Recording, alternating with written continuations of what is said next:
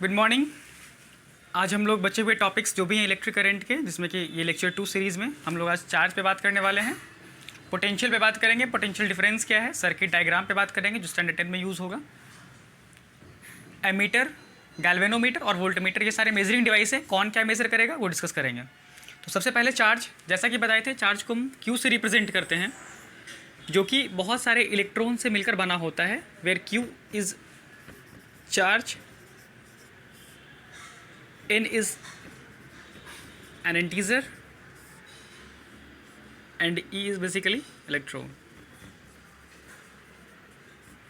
एक इलेक्ट्रॉन पे 1.6 into 10⁻⁻19 coulomb का चार्ज होता है। और जैसा कि बताए थे Q is equals two plus minus number of electron. Basically n stand for natural number भी कर सकते हैं, ऐसा कुछ नहीं है, इंटीजर नहीं बोलेंगे, बेसिकली नेचुरल नंबर ही होगा। तो इसी को हम बोलते हैं चार्ज का क्वांटीकरण यानी क्वांटाइजेशन ऑफ चार्ज। यही है क्वांटाइजेशन ऑफ चार्ज। अब ये ढेर सारा बहुत सारे इलेक्ट्रॉन मिलकर जब चार्ज बन जाता है, तो यही चार्ज जब टाइम के साथ फ्लो करता है किसी वायर से, तो वहाँ पे करंट का फॉर्मेशन होता है, मतलब करंट फ्लो करता है। अब चार्ज की बात करें तो चार्ज कितने टाइप का होता है? चार्ज दो टाइप का होता है, पॉजिटिव चार्ज और नेगेटिव चार्ज।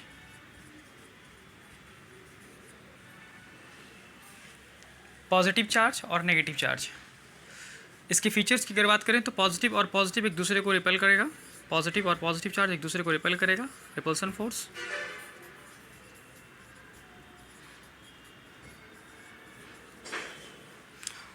नेगेटिव और नेगेटिव भी एक दूसरे को रिपेल करेगा, यानी नेगेटिव चार्ज भी एक दूसरे को रिपेल करेगा। और like charge repel, whereas opposite charge attract each other, यानी अगर ये पॉजिटिव चार्ज है और ये नेगेटिव चार्ज है तो दूसरे को अट्रैक्ट करेगा।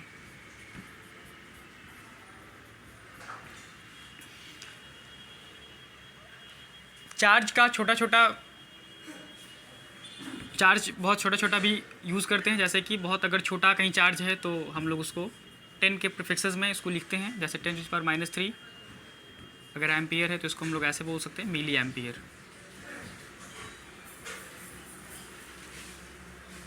10⁻⁻6 है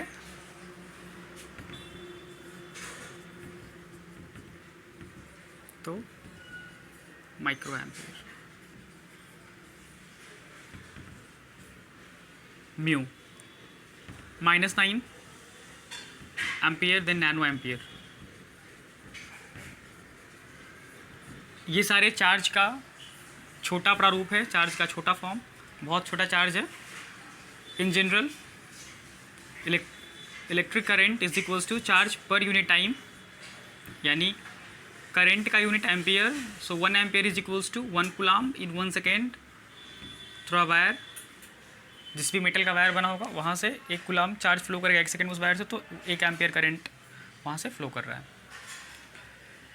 नेक्स्ट है मेरा पोटेंशियल क्या होता है, तो पोटेंशियल के बारे में बताते हैं।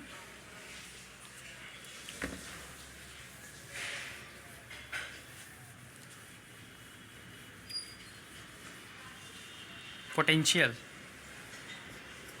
और ये बहुत ही ज़्यादा इम्पॉर्टेंट टॉपिक है। पोटेंशियल को V से रिप्रेजेंट करते हैं। बेसिकली इसका जो नाम है, ये पोटेंशियल तो फिज़िक्स में नाम यूज़ करते हैं, इसका वास्तविक नाम वोल्टेज है, जो हम लोग इस्तेमाल करते हैं डे टू डे लाइफ में। वोल्टेज इसका यूनिट भी है, V ही इसका यूनिट है। पोटेंशियल का यूनिट वोल्टेज V ही होता है, लेकिन हम लोग पोटेंशियल बहुत कम यूज़ करके in general day to day life में वोल्टेज ही बोलते हैं। डायरेक्ट यूनिट पर बात कर लेते हैं, डायरेक्ट यूनिट बोलते हैं, ठीक है। तो वोल्टेज होता क्या है? किसी पॉजिटिव क्यू चार्ज को कोई एक इन्फिनिटी पॉइंट है, किसी पॉजिटिव क्यू चार्ज को मैं ऐसे बोल दूं, ये मेरा इन्फिनिटी पॉइंट है, और इस इन्फिनिटी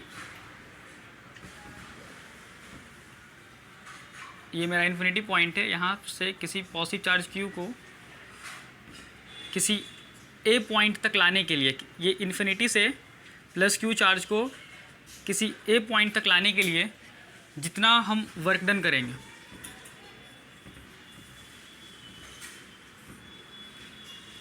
किसी इन्फिनिटी पॉइंट से किसी ए पॉइंट तक पॉजिटिव चार्ज क्यू को इन्फिनिटी से ए तक लाने के लिए जितना हम वर्क डन करते हैं वही मेरा पोटेंशियल है।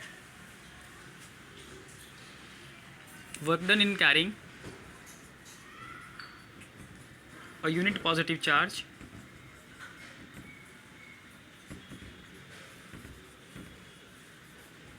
from infinity to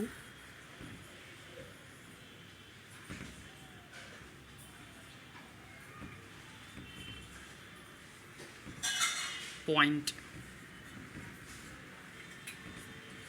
is known as potential.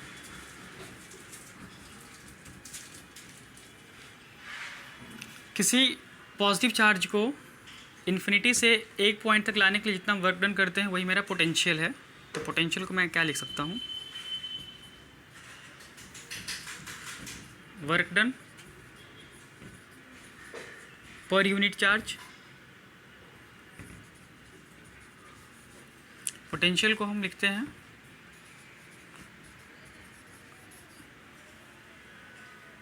V voltage is equals to work per unit charge. It is also written as, it implies 1 volt is equals to 1 joule per 1 coulomb. यही है simple potential. मैं एक बार फिर से बता दूं, बहुत ही ज़्यादा इम्पॉर्टेंट। बेसिकली होता क्या है कि किसी वायर में इलेक्ट्रॉन फ्लो करता है, तो ऐसा कुछ समझ सकते हैं, यहाँ पे बहुत सारा पानी है, मैंने पानी यहाँ पे मैं लगातार डालते जा रहा हूँ। या फिर ऐसा बोल सकते हैं,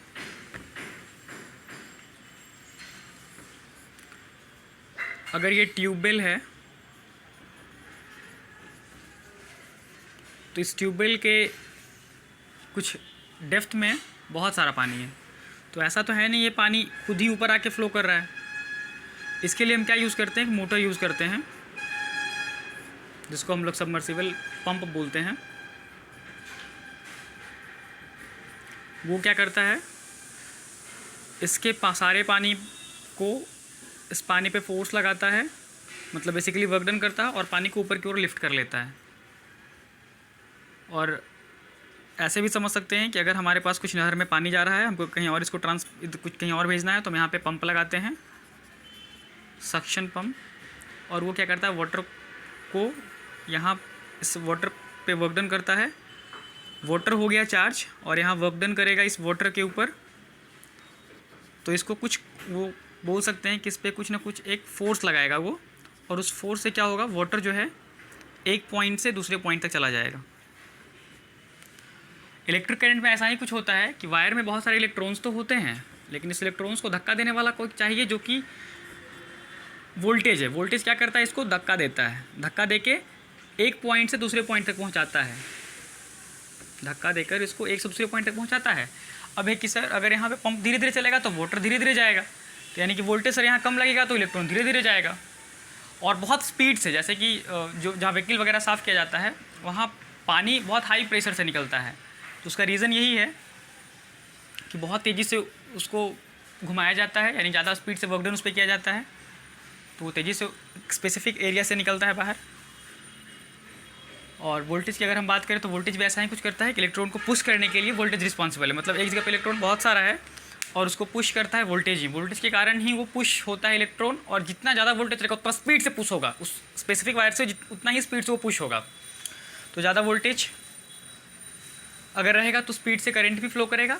तो वो ओम्स लॉ में डिस्कस करेंगे कि वोल्टेज के साथ करंट का क्या रिलेशन है।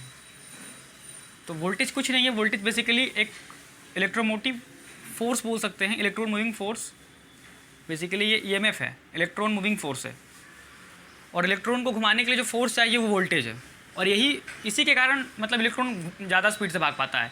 अगर ये वोल्टेज ही नहीं रहेगा तो जहाँ इलेक्ट्रॉन है स्थिर बैठा रहेगा, मूव ही नहीं करेगा। ये जैसे EMF क्रिएट करते हैं इलेक्ट्रोमोटिव फोर्स, ये फोर्स है जो कि इलेक्ट्रॉन को धक्का देता है। अब EMF अगर कम रहेगा मतलब वोल्टेज कम रहेगा तो इलेक्ट्रॉन धीरे धीरे जाएगा, तो कर सर्किट में करंट धीरे रहेगा। लेकिन जैसे ही वोल्टेज बढ़ जाएगा, जितना ज़्यादा वोल्टेज, तो इसका मतलब ये नहीं है कि हम इतना ज़्यादा वोल्टेज दे दें कि फिर हमारे डिवाइस को ही डैमेज कर दें, और उसके लिए फिर मतलब उतना का रिक्वायरमेंट नहीं है ना, जितना हमको यूज़ रहेगा उसके अकॉर्डिंग हम वोल्टेज देंगे। अब हमारे घर को 1 हॉर्स पावर के मोटर से अगर वाटर का सप्लाई अगर सफिशिएंटली मिल जाता तो मुझे क्या ज़रूरत है मैं उस घर में 5 हॉर्स पावर का मोटर डाल के मैं पानी निकालूं। तो जितना का यूज़ रहेगा उसके अकॉर्डिंग। अब वोल्टेज में भी हम लोग बात करेंगे कि हम लोग के घर में जनरली 220 से 240 वोल्ट आता है। Single phase, double phase, triple phase सब पे बात करने वाले हैं, उसका थोड़ा थोड़ा हम हिंट देते चलेंगे। तो इंडस्ट्रियल मोटर में 3 फेज़ यूज़ करते हैं, हाई वोल्टेज यूज़ होता है, 440 वोल्ट यूज़ करते हैं, और भी ज़्यादा वोल्टेज यूज़ करते हैं क्योंकि वहाँ पे टर्बो मोटर्स चलना होता है, बहुत ज़्यादा वर्क डन करना होता है, इसीलिए। पर घर में इतना का ज़रूरत ही नहीं है। तो इतना क्लियर है। पोटेंशियल डिफरेंस भी कुछ नहीं है, पोटेंशियल अगर क्लियर है तो समझ में आ जाएगा। उसको हम इन्फिनिटी से, यानी कि अननोन पॉइंट से, इन्फिनिटी का मतलब क्या, अननोन पॉइंट, हमको नहीं पता है कहाँ से कहाँ लेकर आना है, यानी इन्फिनिटी से किसी एक फिक्स पॉइंट तक लाने के लिए जितना हम वर्क डन करते हैं किसी पॉजिटिव चार्ज Q को, Q पॉजिटिव चार्ज एक टेस्ट चार्ज है जिसको बस हम चेक करने के लिए लाते हैं कि कितना वर्क डन हो रहा है। जैसे कि यूनिट से क्या करते हैं, कैलकुलेट करते हैं। अगर मुझे कुछ चीज़ का मतलब मैंने कुछ सामान खरीदा जिसमें कि वो सामान क्वान्टिटी जो था 10 था, तो मुझे वो कुछ डजन से प्राइस बताया कि ये 12 पीसेस का प्राइस ये है और मुझे 10 ही चाहिए, तो मैं क्या करता हूँ, यूनिटरी मेथड से मैंने कैलकुलेट किया। तो यूनिटरी मेथड से कैलकुलेट तो किया एक आइटम का। अब ये तो है नहीं कि सिर्फ हमको एक ही खरीदना था तो एक का कैलकुलेट किए, एक का कैलकुलेट करके मल्टीप्लाई कर दिए, कितने से 10 से कर दिए क्योंकि मुझे 10 आइटम चाहिए था। तो वैसा ही होता है कि इन्फिनिटी से किसी ए पॉइंट तक लाने के लिए मैंने Q पॉजिटिव टेस्ट चार्ज लिया, जो जिससे कि पता चल जाए कि हाँ इन्फिनिटी से किसी ए पॉइंट तक लाने में मैं कितना वर्क डन कर रहा हूँ। तो उसका रेशियो लेकर हम एक्चुअली में वोल्टेज बता पाते हैं। पोटेंशियल डिफरेंस में बस सेम चीज़ है, मैं यहीं पे लिख दे रहा हूँ potential difference PD।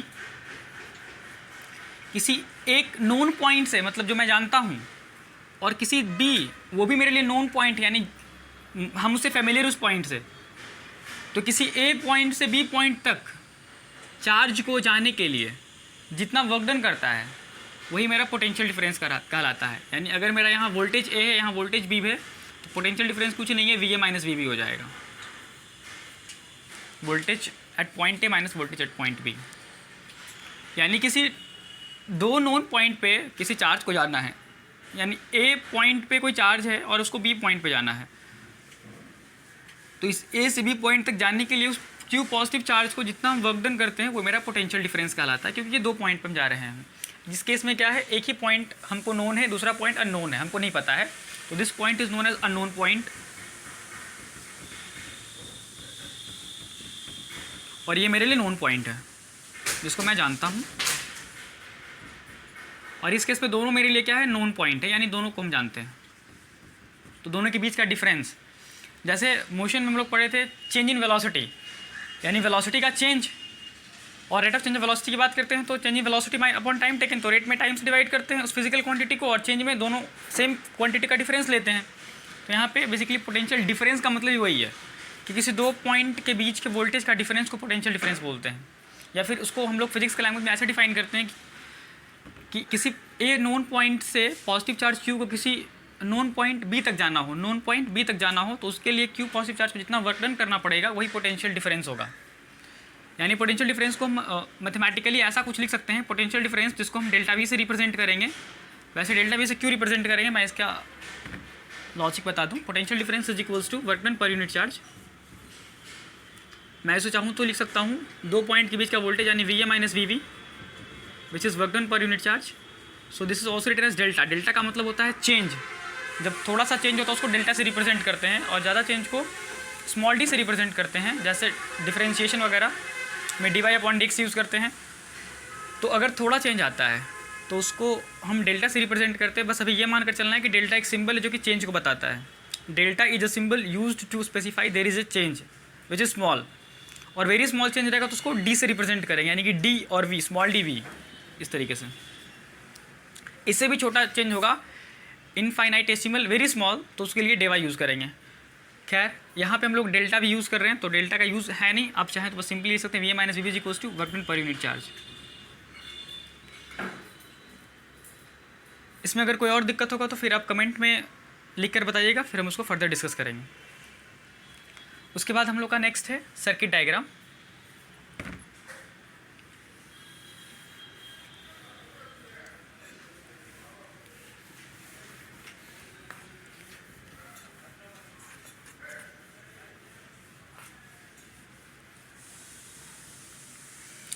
Circuit diagram में सबसे पहले ओपन सर्किट और क्लोज सर्किट क्या होता है, सबसे पहले बात करते हैं ओपन सर्किट और क्लोज सर्किट।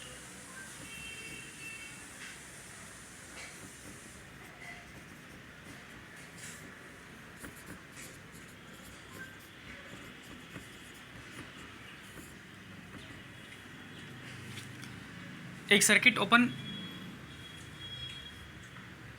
तभी होगा जब उस वायर में करंट आई फ्लो कर रहा है और जहाँ से फ्लो कर रहा है, मान लेते हैं यहाँ कोई बल्ब कनेक्ट है।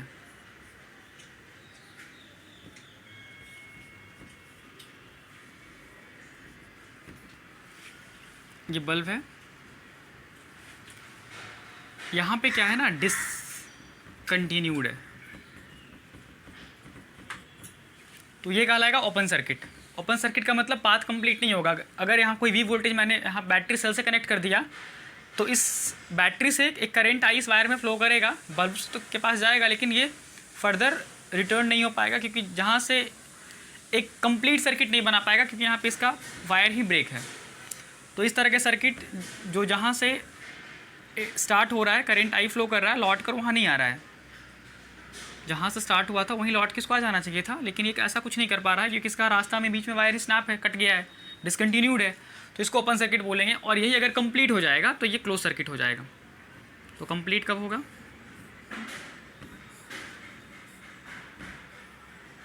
स्विच वगैरह मैं नहीं लगा रहा हूँ, डायरेक्टली मैं लिख दे रहा हूँ।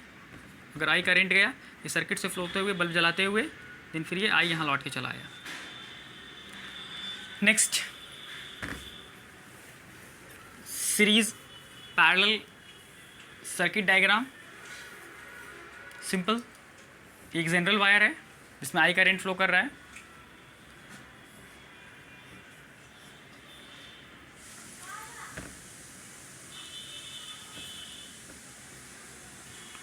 वायर बिना एक दूसरे को, ये जॉइंट वायर है, वैसे जॉइंट वायर नहीं बोल के मैं ऐसे बोल सकता हूँ, ये जो है एक वायर ऐसे चला गया और दूसरा वायर बिना इसको डिस्टर्ब किए हुए दूसरे रास्ते से निकल गया।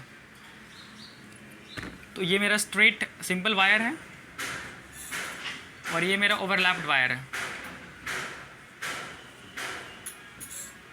ओवरलैप नहीं,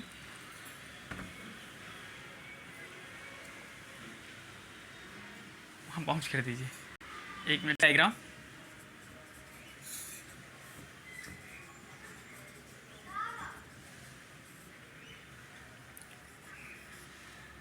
पहला,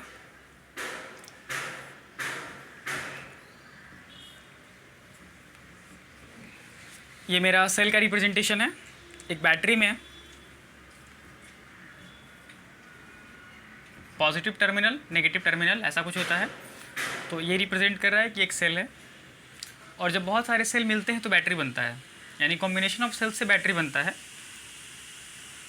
ऑलराइट, तो ये मेरा सेल का रिप्रेजेंटेशन है। This is circuit diagram of cell. Battery के लिए मैं ऐसे जोड़ दूंगा, plus minus plus minus plus minus, ये मेरा बैटरी हो गया।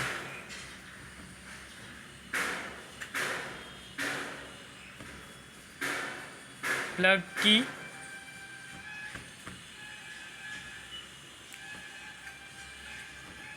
स्विच, यहाँ पे ऑप्शन होता है ऑन ऑफ करने का।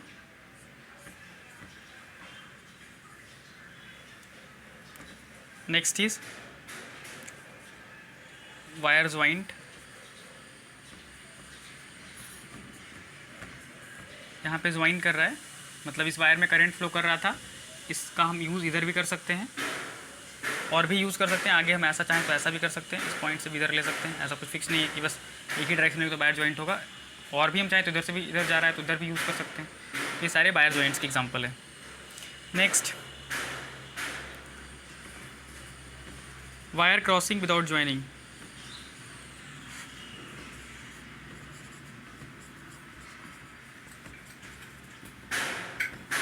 वायर क्रॉस कर रहा है बिना एक दूसरे को डिस्टर्ब किए हुए, आराम से इसके ऊपर। मतलब एक वायर ऐसे गया और एक वायर ऐसे, इसको टच नहीं किया, ऐसे घूमा, दूसरा ऐसे निकल गया।